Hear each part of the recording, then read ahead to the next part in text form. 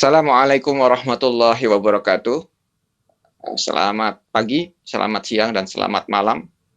Kita bertemu lagi di mata kuliah MPPI dalam topik menulis proposal penelitian.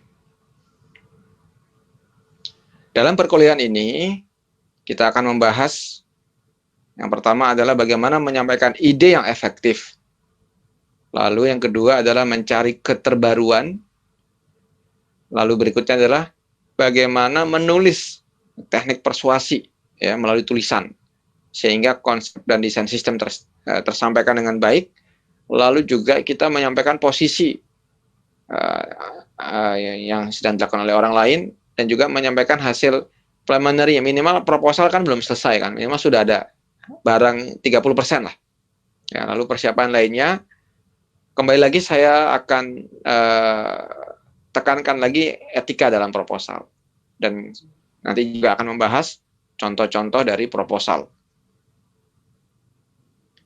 Jadi cara menulis proposal yang efektif dan persuasif, ya, kita harus bagaimana menyampaikan ide yang efektif, ya kan dari sebuah ide, ya disampaikan dengan efektif, lalu ditulis dengan teknik persuasi yang bagus, sehingga orang tertarik dan mengerti dengan benar apa yang mau kita sampaikan.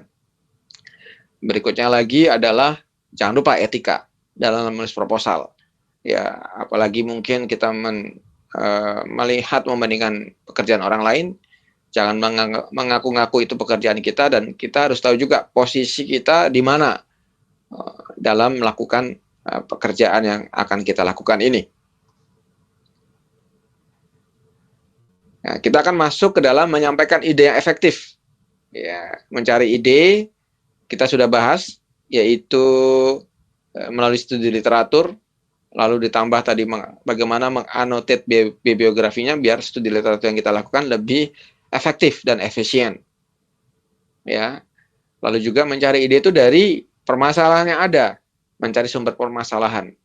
Ya, yaitu contohnya hasil observasi sehingga timbul rasa heran, terdapat penyimpangan antara pengalaman dan kenyataan, teori dan praktek lah, kurang lebih seperti itu ya.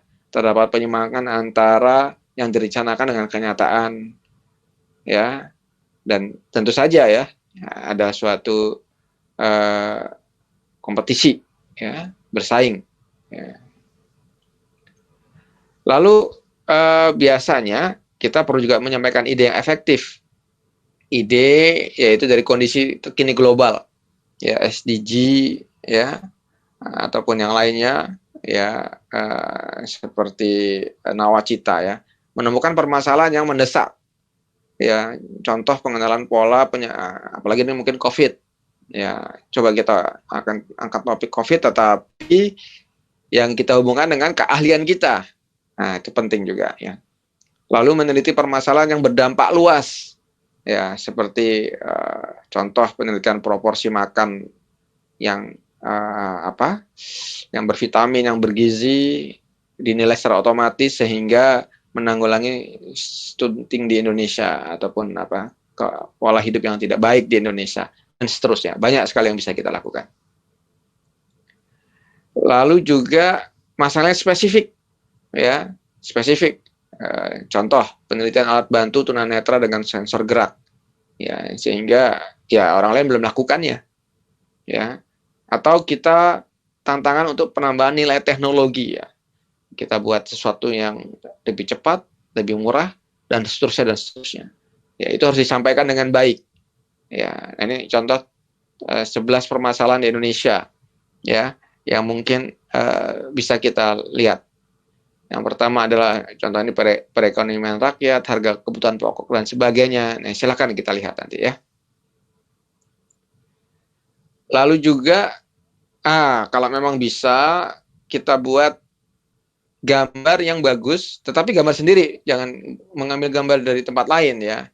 Dibuat ya gambar dalam penyampaian ide, yaitu membuat mind map-nya contohnya, lalu membuat outline-nya, ya, dan membuat draft-nya. Ilustrasi gambar ya, tahapan-tahapannya itu juga bisa membantu menjelaskan. Ya. Nah, Begitu juga mencari keterbaruan ataupun nilai tambah. Ya, ini boleh kita lihat produk-produk orang lain, bisa kita lihat paper-paper terbaru, ya konferensi-konferensi internasional biasanya itu ada yang berhubungan sama industri, ya, sama para tokoh-tokoh pentahelix ya dari dunia akademisi, dunia industri, dunia government dan dari community atau dari asosiasi, komunitas atau asosiasi. Dilihat apa permasalahan yang terbaru, bisa kita lihat baca dari draftnya, blueprint perusahaannya, paper-paper yang dibuatkan. Lalu kita buat matriksnya.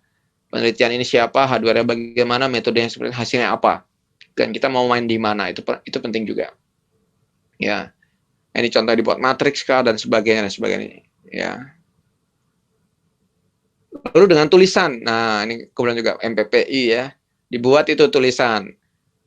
Kalau membuat satu paragraf itu harus ada kalimat ya utama, kalimat pendukung, kalimatnya sesuai dengan formal dan seterusnya. Ya ini contoh. Lalu juga ini abstrak, jangan terlalu panjang ya. Jadi paragraf-paragrafnya juga ada balancingnya nih contoh ya, sehingga tadi ringkas, padat dan tersampaikan pesannya. Ya, jangan bertele-tele. Lalu ini penting juga nih memvisualisasikan ya. Jadi orang bilang katanya satu gambar yang betul, tapi ya satu gambar yang bagus itu bisa merepresentasikan ribuan kata-kata, dan otak manusia dapat belajar atau menangkap informasi dengan lebih cepat dengan representasi visual. Ya, penambahan gambar dan tabel ya itu sebenarnya bukan hanya pemanis ya, tetapi itu ada maknanya, ditulis dengan baik sehingga mudah orang ya, digunakan sebagai media penyampaian pesan yang efektif dan persuasif asalkan penggunaannya tepat ya, betul, pas ya, tidak perlu banyak sehingga akhirnya jadi pemanis tetapi efektif dan jelas. Penting itu gambar.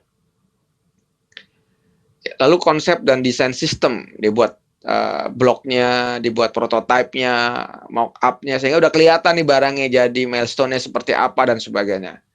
Ini penting juga. Ya.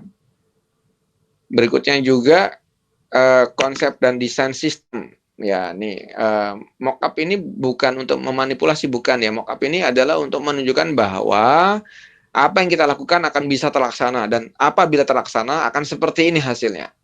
Ya, sehingga pemahaman akan komponen lain yang ditanamkan juga harus dimiliki dan dapat divisualisasikan tahap per tahap. Ya, penting juga. Ya, dan juga menyampaikan hasil preliminary atau hasil awal. Ya, sehingga kalaupun kita sebagai proposal magister atau doktoral, para penguji yakin bahwa yang mengajukan proposal ini bisa melaksanakan.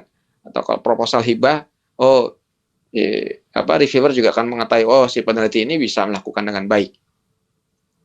Ya, ini hasilnya harus ada hasil awalnya dan meyakinkan. Ya, jangan baru konsep-konsep aja dalam proposal ini. Ya, bahkan kalau di MIK DIK, di DIK itu ya 25%, nah sebenarnya sudah jadi, sudah keren. Bukan baru baca ini. Masalahnya nanti kalau terbantahkan, ganti ulang lagi, namanya bukan proposal. Proposal itu udah kokoh. Ya, lalu juga ya kalau memang ini ada homepage-nya, ada keterangan tambahannya, apalagi kalau sudah punya publikasi ya proposal itu, sehingga si pembaca ataupun dalam hal ini mungkin kalau penguji lebih yakin, atau si reviewer untuk proposal hibah bisa lebih memastikan bahwa orang yang membuat proposal ini memang mampu ya dan sebagainya, ada homepage-nya dan sebagainya. Nah, ya perlu juga ya, ini etika dalam proposal ini mungkin karena berulang-ulang tadi, kejujuran, objektif, integritas, kehati-hatian, keterbukaan, menghargai hak milik intelektual. Nah, ini juga paling penting ya, tidak ngambil langsung ya. Ya, kerahasiaan ya, apalagi produk ya, kita kalau memang ini ya publikasi yang bertanggung jawab, bimbingan yang bertanggung jawab, menghargai kolega, tanggung jawab sosial, tidak diskriminasi, mempunyai kompetensi, legalitas, dan seterusnya. Ya, ini banyak nanti ya. Karena ini kita akan selalu tambahkan di setiap ini tetap ada etikanya dan sebagainya. Baik, khusus untuk video proposal, pembuatan proposal akan kami bagi menjadi 2. Untuk yang sekarang ini kami tutup dulu. Assalamualaikum warahmatullahi wabarakatuh. Kita akan lanjutkan di video proposal yang berikutnya. Terima kasih.